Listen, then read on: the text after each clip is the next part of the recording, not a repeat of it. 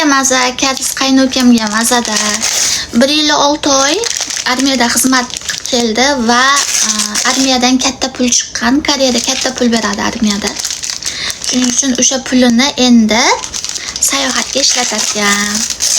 Hammasini. Bismillah. Kimbap qaranglar, mezaligini. Bismillah. Tuna va kimchilik kimbap. O'sha turki.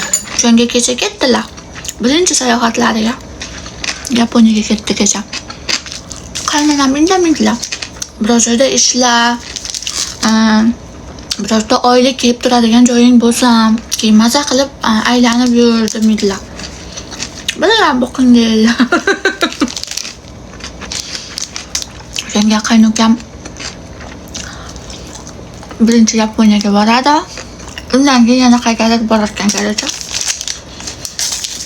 Ishlashga umuman qiziqishi yo'q. Qaynonam majburlab o'qityapti. Bitta semestr qolgan. Sentabrdan boshlab oxirgi semestrini o'qib qo'yadi.